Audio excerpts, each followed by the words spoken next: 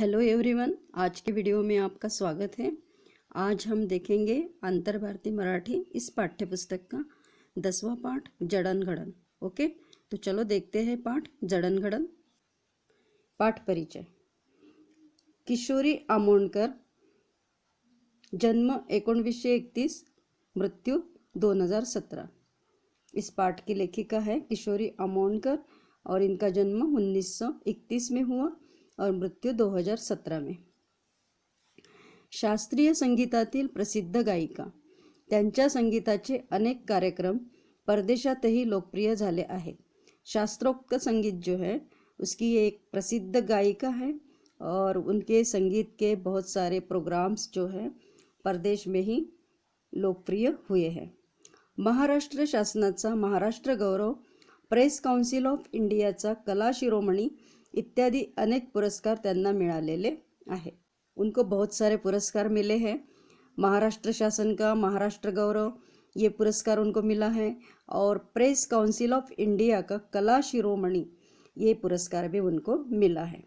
भारत सरकार ने पद्मभूषण पुरस्कार देऊन त्यांचा गौरव केला आहे और भारत सरकार ने भी उनका पद्मभूषण ये पुरस्कार देकर गौरवान्वित उनको किया है। अब इस पाठ में उन्होंने क्या बताया है। गाणे हे व्रत आहे, ते व्रतस्थपणे जपून परिश्रमपूर्वक साधना केल्यास गाणे आत्मसात होऊ शकते, हे या पाठात सांगितले आहे। गाणे गाणे यानी गीत, गीत गाना, गीत गाना ये भी क्या है, एक व्रत है। और व्रतस्थपने यानी कठोर मेहनत से और नित्य क्रम से अगर हम उसको परिश्रम पूर्वक उसकी साधना करेंगे गीत की, हम क्या कर सकते हैं, बहुत अच्छी तरह आत्मसात कर सकते हैं। यही उन्होंने इस पाठ में बताया है। तो बच्चों, गाने यानी गीत, इसकी ही बात नहीं, हम कोई भी काम अपने मन में लेते हैं, करने का ठान लेते हैं, अगर उसको कठोर मेहनत से हम उस काम को करेंगे और दृढ़ निश्चय करेंगे कि हमें एक काम बहुत अच्छे से करना है, तो उस काम के लिए भी क्या होता है, मेहनत करने से वो काम भी आपका सक्सेसफुल होता है बहुत अच्छी तरीके से। उदाहरणार्थ, आप स्टूडेंट्स हैं और आप लोगों का काम है पढ़ना। अगर इस पढ़ाई को हम सीरियसली लेंगे और अच्छा सा टाइम टेबल लगा के और नित्य क्रम से हम उसका क्या करेंगे, प्रैक्टिस करेंगे, तो हमें परीक्षा देना कोई कठिन नहीं लगेगा और परीक्षा में अच्छे नंबर लेना भी हमें बहुत आसान हो जाएगा। तो इस पाठ से हमें यही बोध मिलता है कि लेखिका के लिए तो गीत क्या है, एक व्रत है, लेकिन आप लोगों के लिए कौन सा व्रत है, पढ़ाई करना, चाहे मराठी की हो, मैथ की हो, इंग्लिश की हो, सोशल साइंस की हो, कोई भी हो।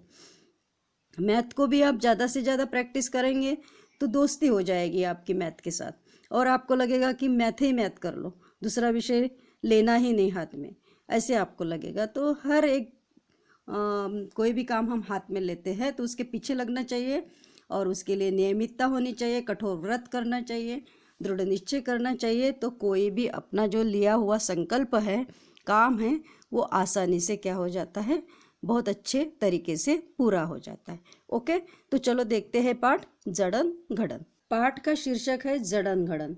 अब जड़न घड़न यानी क्या, तो जड़न घड़न यानी अभी तक का आयुष यानी अभी तक का जीवन हमने जो जिया है, तो उस पर किस प्रकार के संस्कार से हमने उसको जिया है, कौन से संस्कार हमें जीवन में मिले हैं, इसका लेखा जोखा जो होता है उसको बोलते हैं जड़न घड़न। पढ़ते हैं पाठ जड़न घड़न। बालपणीचा काळ मला महत्त्वाचा वाटतो, तो त्यावेळी झालेल्या संस्कारांमुळे। माझी सारी जडणघडण त्यावेळी झाली। माझ्या आईने त्यावेळी माझ्यावर जे संस्कार केले त्यामुळे मी गायिका झाले, पण त्याचबरोबर एक व्यक्ती म्हणूनही चांगले जीवन जगण्याची दिशा मला मिळाली। संगीताला जीवनात परमेश्वर मानून व्रतस्थपणे जपण्याची भाविकता आईने दिली। बालपणीचा काळ यानी बचपन का काल मला महत्त्वाचा वाटतो, तो त्यावेळी झालेल्या संस्कारांमुळे। लेखिका किशोरी आमोणकर कह रही है कि बचपन का जो कालखंड है, बचपन का जो काल है, वो मुझे बहुत महत्वपूर्ण लगता है। वो भी क्यों महत्वपूर्ण लगता है क्योंकि त्यावेळी यानी उस समय जो मेरे ऊपर संस्कार हुए हैं, उस संस्कारों के कारण। अब संस्कार यानी क्या? अच्छे विचार अपने मन में आना, उसको क्या बोलते हैं? संस्कार। अच्छे विचारों का रोपण होना अपने मन में, उसको बोलते हैं संस्कार। बच्चों, इसके शब्दार्थ है, इसके टीपा है, वाक्प्रचार और उसके अर्थ जो है मैं आपको बाद में इस वीडियो में दिखाऊंगी। अभी आपको मैं समझाते हुए थोड़ा थोड़ा बताते जाऊंगी। ओके। माझी सारी जडणघडण त्यावेळी झाली। मेरी जो जडणघडण यानी जो संस्कारों का मेरे मन में जो रोपण हुआ है, वो सारा उस समय हुआ है। माझ्या आईने त्यावेळी माझ्यावर जे संस्कार केले, त्यामुळे मी गायिका झाले। लेखिका किशोरी आमोणकर जो है, ये एक बहुत बड़ी शास्त्रोक्त गायिका है और वो कहती है कि मेरे पर जो संस्कार हुए हैं उसका कारण क्या है? मेरी माँ। मेरी माँ के कारण मैं आज इतना बड़ा नाम कमा सकी, इतने बड़े पुरस्कार ले सकी हूँ। किसके कारण? तो मेरी माँ ने मेरे मन पर जो बचपन में संस्कार किए, उसके कारण। बच्चों, आप लोगों का भी ऐसे ही है। जब एक उदाहरण देती हूँ मैं, और सभी को ये उदाहरण मालूम है कि मिट्टी जब गीली होती है तभी उसको शेप दिया जाता है, सूखी मिट्टी को शेप नहीं दिया जाता है। बड़े बड़े कलाकार जो मूर्तियाँ बनाते हैं, मिट्टी की गणेश जी की मूर्ति बनाते हैं, कान्हा जी की मूर्ति बनाते हैं, तो ये मूर्तियाँ जब बनाते हैं तो गीली मिट्टी से ही बनाते हैं, तभी उसको जो शेप चाहिए, चाहे उससे आप भगवान गणेश जी का रूप दे दो उस मिट्टी को, चाहे भगवान श्री कृष्ण का रूप दे दो, शंकर जी का रूप दे दो, तो मिट्टी जब गीली होती है तभी उसको शेप बनता है। यानी आप लोग भी अभी मतलब बचपन में क्या होता है? गीले हैं। गीले हैं यानी आपकी भावनाएं कोमल है, आपका मन कोमल है और आपको जैसा कहेंगे वैसा आप कर सकते हैं। तो ये जो आपके संस्कार है, फिर आप बड़े हो जाएंगे तो बड़े होने के बाद भी आप नहीं भूल पाएंगे। तो यही मैं कहना चाहती हूँ कि हमारे मन पर, हमारे पर जो बचपन में संस्कार होते हैं, चाहे वो अच्छे संस्कार हों चाहे वो बुरे संस्कार हों, तो ये बचपन में ही जो होते हैं वही क्या होते हैं? जीवन भर हमारे टिके रहते हैं। जैसे कि एक हाथ के घर में बहुत अच्छा वातावरण है, माँ बाप, दादाजी और दादी जी, बुआ जी, चाचा जी, भाई बहन, ये सब बहुत अच्छी तरीके से मिलजुल के रहते हैं, कोई लड़ाई झगड़ा नहीं होता है और सारे संस्कार दिए। सुबह उठना, नियमितता से टाइम टेबल के अनुसार अभ्यास करना, प्रार्थना करना, भगवान की पूजा करना, भगवान जी की खाना पीना सब टाइम पर होता है और किसी की चुगली नहीं करना, किसी के घर में चोरी नहीं करना, किसी का मन नहीं दुखाना, बहुत अच्छे से रहना। इस प्रकार के संस्कार किसी किसी के घर में होते हैं। तो वो बच्चे जो है आज भी हमें क्या दिखता है? उनका वो अच्छा रूप दिखता है। और किसी के घर में ये सारी चीज़ें नहीं होते, या किसी के घर में कोई दारू पी के आते हैं, तो वही बच्चा बचपन से देखता है कि मेरे तो घर में जो भी व्यक्ति है दारू पी रहे हैं, शराब पी रहे हैं, सिगरेट पी रहे हैं, गाली दे रहे हैं और चोरी कर रहे हैं। तो वही बच्चा क्या होता है? बचपन में देखता है और उसके ऊपर वैसे ही संस्कार हो जाते हैं। और फिर बड़ा होके हम उस बच्चों को दोष नहीं दे सकते, क्योंकि वो ऐसे ही संस्कारों में पला है, ऐसे ही वातावरण में पला है, तो वो भी बड़ा होके क्या होता है? इसी प्रकार का बन जाता है। फिर उसका आदर्श कोई नहीं लेता है, उसको समाज में अच्छी मान्यता नहीं मिलती है। तो ये मैंने आपको उदाहरण दिया है। ओके, चलो देखते हैं पाठ। तो लेखिका कहती है किशोरी आमोणकर कि मैं जो गायिका बन गई हूँ वो केवळ मेरे माँ ने बचपन में मुझ पर जो संस्कार किए उसके कारण, पण त्याचबरोबर एक व्यक्ती म्हणूनही चांगले जीवन जगण्याची दिशा मला मिळाली। और मेरे माँ ने केवल मेरे को गायिका बनाया, अच्छी गायिका बनाया, इतना ही नहीं, तो एक चांगले जीवन यानी अच्छा जीवन जीने की दिशा यानी मार्ग भी उसने मुझे दिया, यानी कि अच्छा जीवन कैसे जीना चाहिए, तो वो भी संस्कार मेरी माँ ने बचपन में मैंने किए। अभी मैंने जो 2 उदाहरण दिए हैं कि एक के घर में अच्छा वातावरण, एक के घर में बुरा वातावरण, तो यही क्या होता है? जीवन जीने की दिशा। एक ने अच्छा जीवन जीने की दिशा दी और दूसरे के घर में अच्छा जीवन जीने की दिशा नहीं मिली बचपन में। तो लेखिका को क्या अच्छा जीवन जीने की दिशा भी उसकी माँ ने दी. संगीताला जीवनात परमेश्वर मानून व्रतस्थपणे जपण्याची भाविकता आईने दिली. और संगीत को उनका क्या था मेन ये उद्देश्य संगीत को बढ़ाना. तो संगीत को जीवन में क्या माना उन्होंने, परमेश्वर मानना. जैसे कि हम किसी को भी एक को आदर्श रखते, कोई अपने पिताजी को आदर्श रखता, कोई भगवान जी को रखता है, कोई अपनी माँ को रखता, कोई किसी के फ्रेंड सर्कल में कोई हो बहुत अच्छा संस्कारित लड़का हो तो उसको आदर्श मानता है. तो इस प्रकार का आदर्श संगीत के लिए उन्होंने जीवन में किसको माना, परमेश्वर को मान के व्रतस्थपने उसका एक व्रत पकड़ लिया कि नहीं हमें ये करना है यानी करना है. और उस व्रत को जपने की भाविकता उसकी माँ ने उसको दी. कुर्डू है आमचे मूळ गाव. उनका जो गांव है, मूल गांव जो है वो कौन सा गांव है, कुर्डू. नाम ध्यान में रखना, क्या नाम है, कुर्डू. पण आई ते सोडून केव्हाच मुंबईत स्थायिक झालेले होती. लेकिन उनकी माँ जो है उस कुर्डू गांव को छोड़ के कब की कहाँ स्थायिक हो गई थी, मुंबई में. मुंबई में ही उन्होंने अपना घर बनाया था. त्यामुळे माझा जन्म मुंबईत झाला. इसीलिए लेखिका किशोरी आमोणकर का भी जन्म कहाँ हुआ, मुंबई में ही हुआ. देखो बच्चों, मैं बार बार किशोरी आमोणकर लेखिका का नाम ले रही हूँ, है ना. आप कहते होंगे मैडम बार बार क्या ये किशोरी आमोणकर ऐसे कहती हैं. तो इसके पीछे भी मेरा एक उद्देश्य है.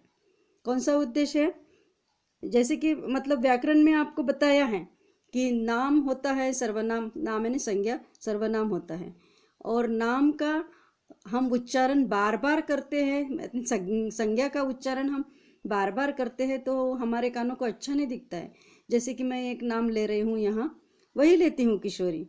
किशोरी जेवण करते, किशोरी शाळेत जाते, किशोरी शाळेतून येते, किशोरी खेळ खेळते, किशोरी नृत्य करते. आपको अच्छा लगेगा कानों को ये सुनना? बिल्कुल नहीं अच्छा लगेगा. तो उसकी जगह हम कौन सा शब्द यूज करते हैं, सर्वनाम. सर्वनाम क्या होता है, जैसे कि किशोरी जेवण करते. अब मैं दूसरे सेंटेंस में किशोरी नहीं बोलूँगी, किशोरी की जगह क्या बोलूँगी, ती. ती खेळ खेळते, ती नृत्य करते, ती शाळेत जाते, ती शाळेतून येते. ऐसे है ना, कि नाम की जगह यानी संज्ञा की जगह हम सर्वनाम का यूज करते हैं, क्योंकि वो एक ही एक उच्चारण हमें कानों को अच्छा नहीं लगता. और मैं वही काम कर रही हूँ, एक ही एक उच्चारण बार बार कर रही हूँ, किशोरी किशोरी किशोरी आमोणकर. तो मेरा इसके पीछे एक उद्देश्य है. वो उद्देश्य ये है कि बहुत बार क्या होता है, लेखक लेखिका कवि कवयित्री इनके नाम भी हमको परीक्षा में पूछे जाते हैं तो हम भूल जाते हैं. लेकिन मैं अभी पढ़ाते पढ़ाते इसको बार बार उच्चारण करूँगी इसका, तो क्या हो जाएगा, आपके एकदम दिमाग में फिट हो जाएगा. अरे मैडम ने पढ़ाते समय बार बार बताया था. जड़न घड़न इस पाठ की लेखिका कौन है, किशोरी आमोणकर है. तो आप झट से क्या, आपको याद भी नहीं करना पड़ेगा, ज़्यादा प्रेशर भी नहीं देना पड़ेगा, दिमाग को याद हो जाएगा अपने आप को. इसलिए मैं बार बार इसका उच्चारण कर रही हूँ. ओके. तो उनका मूल गांव कुर्डू था और वो कब के मुंबई में स्थायिक हुए थे और उसी के कारण लेखिका का जन्म मुंबई में हुआ था. आम्ही 3 भावंडे यानी भाई और बहन, इसको बोलते हैं भावंडे. तो लेखिका कहती है कि हम कितने हैं, 3 भाई बहन हैं. मी सर्वात थोरली यानी बड़ी, सबसे बड़ी मैं हूँ. त्यानंतर एक बहीण नि सर्वात धाकटा एक भाऊ. और उसके बाद मेरे को एक बहन है, बहीण यानी बहन है. और सबसे धाकटा यानी छोटा एक भाई है. मी 6 वर्षांची असतानाच वडील निवर्तले यानी निधन हो जाना, मृत्यू हो जाना. तो मैं 6 साल की, 6 वर्षाची यानी 6 साल की थी तभी मेरे पिताजी का निधन हो गया. त्यामुळे आमचा सांभाळ शिक्षण वगैरह सगळे आईनेच केले. और इसके कारण माँ पर क्या हो गया, पूरा प्रेशर आ गया घर चलाने का.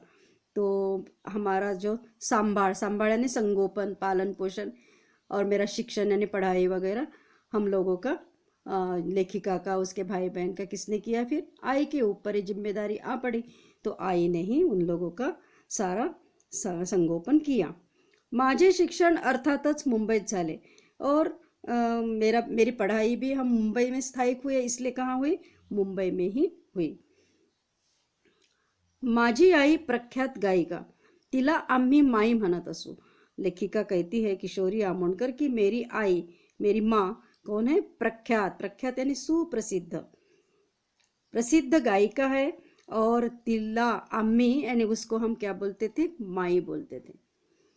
त्यावेळी उस्ताद अल्लादिया खां साहेबांची प्रतिभावंत शिष्या म्हणून मोगूबाई कुर्डीकर या नावाला आगळीच प्रतिष्ठा प्राप्त झाली होती। उस कालखंड में, त्यावेळी यानी उस कालखंड में, उस समय उस्ताद अल्लादिया खां साहेब एक प्रतिभावंत, क्या खां साहेबांची प्रतिभावंत शिष्या, तो ये जो मोगूबाई कुर्डीकर है ये उस्ताद अल्लादिया खां साहब की बहुत अच्छी एक शिष्या थी, प्रतिभावंत यानी बहुत बुद्धिमान शिष्या थी। और या नावाला आगळीच प्रतिष्ठा प्राप्त झाली होती। प्रतिष्ठा यानी बहुत अच्छी प्रसिद्धि इस नाम को प्राप्त हो गई थी, यानी बहुत सुप्रसिद्ध ये मोगूबाई कुर्डीकर उनकी शिष्या थी। माझ्यावर गाण्याचे संस्कार तिच्यामुळेच झाले। और ये मोगूबाई कुर्डीकर कौन है? लेखिका किशोरी आमोणकर की माँ, लेखिका किशोरी आमोणकर की आई। और इन्हीं के कारण, क्या बोलती है, मेरी माँ के कारण, मोगूबाई कुर्डीकर के कारण ही मेरे पर बचपन में अच्छे संस्कार हुए, गाने के भी संस्कार हुए। त्याचबरोबर वत्सल आदर्श आई म्हणूनही तिने माझ्या जीवनात एक वेगळे स्थान निर्माण केले। और इतना ही नहीं तो उसने मेरे ऊपर गीत के अलावा और भी संस्कार किए। आदर्श संस्कार बोला गया है। आदर्श कौन कौन से? वत्सल, वत्सल यानी प्रेम करने वाला स्वभाव, दयालु स्वभाव, किसी की भी दया आ जाना। और आदर्श आई, अगर आई का आदर्श लेना है तो मेरी आई आदर्श लेने के लिए एक उदाहरण है। और ये मेरी आदर्श आई ही भी है, उसने ही मेरे जीवन में एक वेगळे यानी अलग सा स्थान मेरे जीवन में निर्माण किया। वडील निवर्तल्यावर घरची परिस्थिती बिकट बनली तरी माई खचली नाही। माई कैसी थी? बहुत कठोर थी। कठोर यानी क्या बोलेंगे हम उसको, किसी भी प्रकार की परिस्थितियाँ आएगी तो वो घबराने वाली नहीं थी, डरती नहीं थी। वडील निवर्तल्यानंतर यानी मेरे वडील यानी पिताजी की मृत्यु जब हो गई तो उसके मृत्यु के बाद घर की परिस्थितियाँ बिकट बन गई। बिकट यानी कठिन बन गई, मतलब कमाने वाले भी पिताजी थे, घर चलाने वाले भी पिताजी थे, बाजार में भी जाते, सब सामान ले आते, ये लोग घर में रहते थे। तो सब भार किसके ऊपर पड़ गया? माँ के ऊपर पड़ गया। तो बिकट बनली, बिकट यानी बहुत कठिन परिस्थिति बनी। पैसा उनके पास नहीं, अब पिताजी कमाते थे तो अब पैसा कहाँ से आएगा? तो ऐसी उनके घर की परिस्थितियाँ कैसे बनी? बिकट। तर माई खचली नहीं, फिर भी माई नहीं खचली नहीं यानी डरी नहीं, है ना। उसने क्या किया? पूरे घर को संभालने का व्रत कर लिया कि नहीं, अब इसके पिताजी नहीं है, बच्चों के पिताजी नहीं है तो मुझे डरना नहीं है। उसने जिद पकड़ ली, वो हारी नहीं है अपने जीवन के साथ।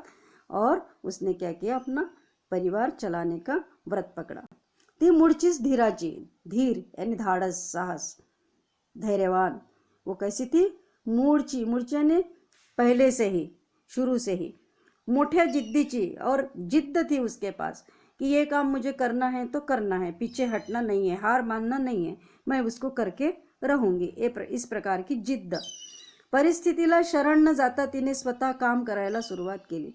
और कैसी भी परिस्थिति आए, कितनी भी गरीबी आए, कुछ भी आए, कितने भी संकट आए, कितनी भी घटनाएं आए, तो डरना नहीं है। तिने स्वतः काम करायला सुरुवात केली।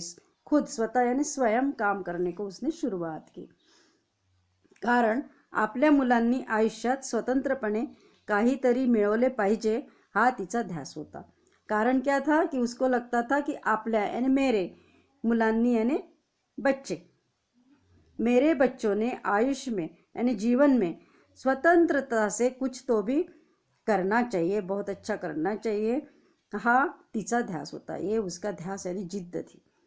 दिवसभर कष्ट करून शिवाय ती गाणे जपत होती। दिन भर वो क्या करती थी? कष्ट करती थी। और ये सारा चीज़ होने के बाद, शिवाय यानी होने के बाद ये सभी चीज़ें वो गाने जपत होती, यानी गीत गाती थी, उसकी भी जपणूक करती थी।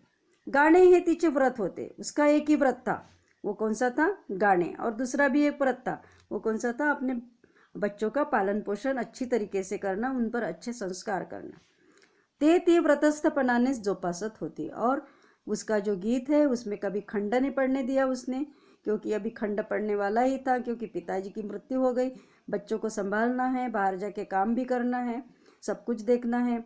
तो ये देखने में उसको हो सकता था गाने की तरफ उनका ध्यान कम हो सकता था, लेकिन नहीं, उन्होंने गाना नहीं छोड़ा, उसका व्रत उन्होंने अच्छे से उस व्रत की जपणूक की है। या साऱ्या गोष्टींचे संस्कार आपोआप माझ्यावर होत होते। और मैं कैसी थी, मेरी मिट्टी गीली थी, यानी मैं तो छोटी थी, मिट्टी की तरह गीली थी। तो ये सारी चीज़ें मैं देखती थी, तो इन सभी गोष्टींचे यानी सभी चीज़ों के संस्कार आपोआप यानी अपने आप मेरे पर हो रहे थे। बचपन में देख लिया कि मेरी माँ कैसे करती है, तो वही वो क्या करेगी, अब आत्मसात करेगी, और बड़ा होने के बाद वही अपने माँ के जैसे ही वो क्या करेगी, काम करेगी। इसीलिए तो बोलते हैं कि संस्कार है कैसे होना चाहिए, घर के अच्छे होना चाहिए, बचपन के संस्कार अच्छे होना चाहिए। उसके कारण बच्चा बड़ा होने के बाद क्या होता है, उसी संस्कारों से पलता है, तो अच्छी अच्छी चीज़ें आत्मसात कर सकता है। घरातले वातावरण धार्मिक होते, पुस्तकेही धार्मिकच असायची। देखो इनके घर का वातावरण भी देखो धार्मिक था, पुस्तक भी लाती थी बाजार से खरीद के बच्चों को पढ़ने के लिए, वो भी धार्मिक रहती थी पुस्तक, भगवान जी की कथाएं कहानियां उसमें रहती थी। वाटेल ती पुस्तकें सरसकट घरी येत नसत। वाटेल ती यानी मन में जो आया वो किताब वो घर पे नहीं ले आती थी। फिल्मी कहानियों के हो गए और कुछ भी हो गए जो मतलब पढ़ने लायक नहीं है, ऐसे बुक वो घर में कभी नहीं लाती थी। तो बच्चों पर भी कौन से संस्कार हो गए, उसी प्रकार से होंगे। वो बच्चे भी ऐसी गंदी संदी किताबें हो या जो पढ़ने लायक नहीं हो वो नहीं पढ़ेंगे, जो काम की है, जरूरी है, धार्मिक है, ज्ञान की है, वही किताबें पढ़ने लगे इनके घर के सारे बच्चे। काय वाचावे कसे वाचावे याची शिस्तही माईने लावली, कि क्या पढ़ना चाहिए हमें किताब से और क्या नहीं पढ़ना चाहिए, और कैसे पढ़ना चाहिए, कसे वाचावे कैसे पढ़ना चाहिए, ये याची शिस्तही, ये भी नियम माँ ने ही उनको लगाया है, कि ये भी सिखाया माँ ने उनकी कि कैसे पढ़ना है, क्या पढ़ना है, कौन सा भाग छोड़ देना है, कौन सा भाग पढ़ना है, सारा चीज़ उन्होंने माई ने उनको बच्चों को सिखाया, लेखिका को सिखाया। गीता तिचे मराठी भाषांतर, ज्ञानेश्वरी हे सारे त्यामुळे लहानपणीच वाचून झाले। और महाराष्ट्र में ये ग्रंथ घर में रखे जाते हैं। गीता हो गई, उसका मराठी में भाषांतर हो गया, और एक ज्ञानेश्वरी ग्रंथ है ये भी। तो ये गीता क्या है, इस गीता का अगर संस्कृत में है तो उसका मराठी भाषांतर वाली जो किताब है वो माँ ने लाई, तो बच्चों को पढ़ने के लिए भी बोलती थी, तो बच्चे पढ़ते थे। और ज्ञानेश्वरी ये भी, इसमें भी गीता का ही, ये ज्ञानेश्वरी नाम का ग्रंथ जो है संस्कृत में लिखा हुआ है। संत ज्ञानेश्वर नाम के जो एक संत हो गए हैं महाराष्ट्र में, उन्होंने लिखा है। कहा जाता है कि महाराष्ट्र एक संतों की भूमि है, क्योंकि वहाँ बहुत सारे संतों ने जन्म लिया, बहुत सारी अच्छी अच्छी बातें बताई। तो उसी संतों में से एक संत है ज्ञानेश्वर, और इन ज्ञानेश्वर ने ही एक ग्रंथ लिखा है ज्ञानेश्वरी अपने उम्र के 16वें साल में। तो ये ज्ञानेश्वरी भी क्या है, संस्कृत में है मूल ग्रंथ, लेकिन उसका मराठी भाषांतर भी है। तो उसकी माँ ने क्या किया, वो ज्ञानेश्वरी का मराठी भाषांतर भी ले आई, और ये सारे ग्रंथ बचपन में ही उन्होंने पढ़ लिए। मला सगळी कामे करता आली पाहिजेत यावर तिचा कटाक्ष असायचा, कि मुझे सब काम आना चाहिए घर का। ऐसे नहीं है कि केवल मैंने पढ़ाई की तो खाना बनाना नहीं आया तो भी चलेगा, झाड़ू पोछा करना नहीं चलेगा, सब काम आने चाहिए। जरूरी अपने जीवन में सारी जरूरी काम होते हैं वो सारे सीखना चाहिए। तो यावर तिचा कटाक्ष असायचा, यानी कठोर थी इसके बारे में कि नहीं, ये सारे काम भी तुम्हें सीखना है। अभ्यासाच्या बरोबरीने तिने घरकाम शिकवले, और अभ्यास यानी पढ़ाई तो सिखाई उसने, लेकिन उसके साथ साथ उसने घरकाम भी मेरे को सिखाया। स्वयंपाक करणे, पाट्यावर वाटणे, धान्य काढणे, रांगोळ्या काढणे, अशा कितीतरी गोष्टी त्यातून मी शिकले, आणि ही सगळी कामं व्यवस्थित झाली पाहिजेत असा तिचा आग्रह असायचा। तो कौन कौन से काम सीखी हैं, स्वयंपाक करने, स्वयंपाक यानी खाना बनाना रसोई में जाके, पाट्यावर वाटने, पाटा यानी सिलबट्टा, सिलबट्टे पर पीसना। अभी तो मिक्सर आ गए, लेकिन फिर भी कुछ कुछ चीज़ें जो है इस पाट्यावर यानी सिलबट्टे पर बांटने के बाद ही हम खाते हैं, तो वो सिलबट्टे पर बाटी हुई चीज़ें ही हमें अच्छी, जैसे टोमेटो की चटनी है, हरी मिर्च की चटनी है, और वो जो आप यहाँ एमपी में बनाते हैं नमक की चटनी, नमक धनिया पत्ती मिला के बनाती हैं और उसको सुखाते वो चटनी, ये सारा मिक्सी में आप बनाएंगे तो उसका टेस्ट अच्छा नहीं लगेगा, लेकिन सिलबट्टे पर बनाएंगे तो अच्छा लगेगा। तो अभी तो मिक्सर आ गए, लेकिन पहले सिलबट्टा था। अभी भी मिक्सर आने के बाद कुछ चीज़ें आप सिलबट्टे में ही पीस के क्या करते हैं, खाते हैं, बनाते हैं। धान्य काटने, धान्य यानी अनाज, और काटने यानी जो क्या बोलते हैं अपन, मुसल से ओखली होती है ना, उस ओखली में अभी कुछ लोगों के घरों में होगी ये ओखली, और कहीं कहीं तो बस प्रदर्शनी में रखने लायक है ये चीज़ हो गई, पहचानते भी नहीं होंगे ओखली क्या है। और शुरू में जो हिंदी में वर्णमाला रहती थी उसमें जब पढ़ाते थे ना कि आम का, ओखली का, तो ये सारी चीज़ें अभी हमको घर में देखने को नहीं मिलती, किसी किसी के घर में देखने को मिलती हैं। तो ये ओखली में क्या करते थे पहले, ऐसे बहुत लंबा सा लकड़ी का डंडा रहता है, उसको बोलते हैं मुसड़, यानी मुसली बोलते होंगे आप लोग। तो उससे क्या करते थे, धान्य को, अनाज को उसमें पीसते थे। जैसे चावल का धान है उसमें पीसेंगे, चावल है, और जो भी चीज़ें आपको ज़रूरी लगती है जीवन में उसमें पीसते थे। अब नहीं पीसते, अब तो चक्की आ गई, खुद मेरे घर में चक्की है, आटा पीसते हैं हम उसमें, बेसन पीसते हैं, छोटी चक्की में ला के रखी हूँ। तो ये सारी चीज़ें, फिर भी आप इसको क्या कर सकते हैं, नहीं देखे होंगे तो नेट से आप देख सकते हैं। रंगोलियाँ काटने, रंगोलियाँ यानी महाराष्ट्र में एक परंपरा है, घर में सुबह उठने के बाद क्या होता है, अभी तो सीमेंटेड आंगन आ गए हैं, लेकिन पहले क्या थे, मिट्टी के आंगन थे। तो मिट्टी के आंगन में क्या करते थे, गाय का गोबर, या अगर गाय का नहीं मिला तो बैल का, भैंस का, जो भी गोबर है उसको पानी में मिला के और लोटे से छिड़कते थे, पूरे आंगन में छिड़कते थे लोटे से। और ऐसे नहीं है जैसे कि कई दूसरे प्रदेश में, मध्य प्रदेश में हो तो क्या करते हैं, महीना भर में, 15 दिन में, 6 महीने में अच्छा सा मिट्टी और गोबर लेके गाढ़ा गाढ़ा बनाते हैं और हाथ से लिपाई करते हैं उसकी। इस प्रकार से नहीं करते हैं महाराष्ट्र में। और फिर 8-15 दिन उसको हमारे जैसा उसको सड़ा बोलते हैं हम, गोबर का पानी जो छिड़कते हैं उसको, ऐसी सड़ा नहीं डालते। लेकिन महाराष्ट्र में क्या होता था, हर आंगन में सुबह उठते बराबर आपको क्या दिखेगा, सड़ा, यानी गोबर का मिला हुआ पानी जो है वो छिड़का हुआ, और उसको फिर झाड़ू लगाने के बाद वो मोटा मोटा कचरा है वो हट जाता था, और उसमें सुंदर सी रंगोली बनाते थे, बहुत अच्छा दिखता था। अब तो सीमेंटेड आंगन आ गए।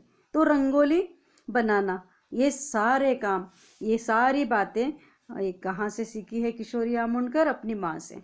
आणि ही सगळी कामं व्यवस्थितच झाली पाहिजे, ऐसे नहीं कि कैसे भी कर लो इस काम को। खाना बनाना है, अगर रोटी बना रहे हो तो इसको इंडिया का नक्शा बना दो, उसमें गोल गोल रोटी नहीं बनी तो भी चले, क्या करना है, पेट में ही तो जाती है रोटी, खाना ही तो है उसको। और लेकिन ऐसा नहीं, अगर आपको कोई भी काम करना है तो उसको क्या करना है, व्यवस्थित ढंग से ही करना चाहिए, ऐसा उनका कटाक्ष था, ऐसा उनकी माँ का आग्रह था। तो इसी के कारण हम लोग भी कोई भी काम करना अच्छे से सीख गए। धान्य काटताना मुसळ वाजता कामा नये।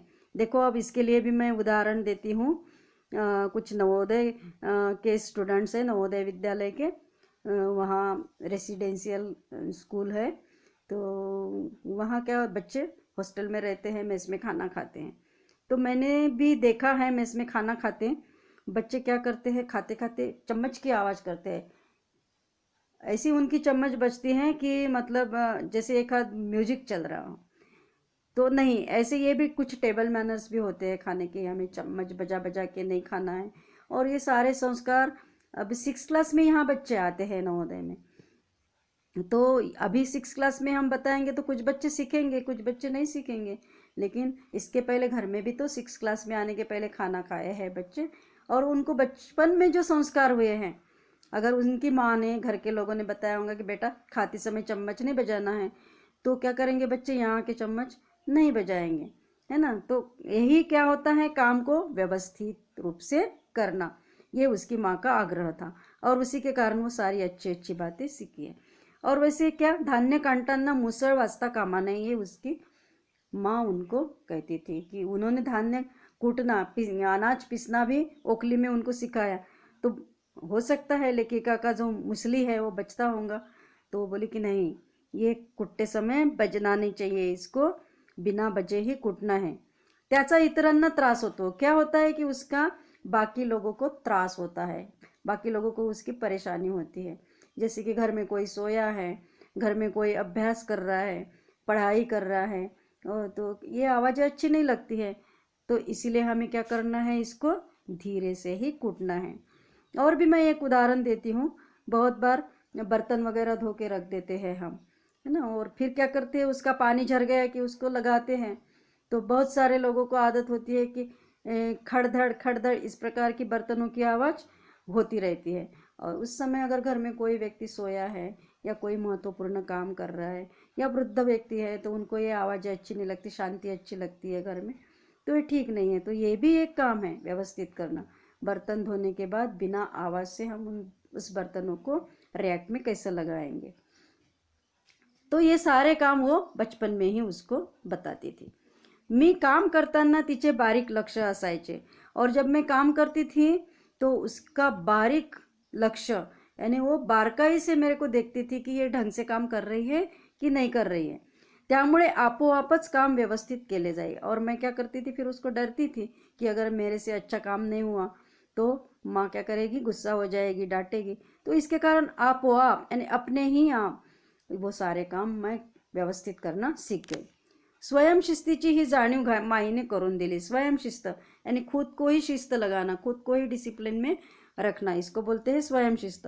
तो इसकी जाणीव यानी इसकी जान माई ने हमें करके दिखाई। मतलब माई हमेशा हमें टोकती रहती थी, तो हमको स्वयं को शिस्त यानी स्वयं को ही एक प्रकार के डिसिप्लिन लग गई कि काम कैसे करना है। आजतागायत ती माझ्या मनात जागी है, और उन्हीं के कारण वो जो स्वयं काम करना और कैसे करना है, ये मेरे मन में, आज मैं इतनी बड़ी हो गई फिर भी वो मुझे ध्यान है। इसलिए मेरे से कोई गलती नहीं होती है काम करते समय। मैं बहुत व्यवस्थित रूप से काम करती हूँ, ऐसे लेखिका कहती हैं। प्यारे बच्चों, ये वीडियो बहुत बड़ा हो रहा है, तो हम इसका जो उर्वरित पार्ट है वो अगले भाग में देखेंगे, और उसके साथ शब्दार्थ, टीपा और वाक्प्रचार भी देखेंगे। Thank you.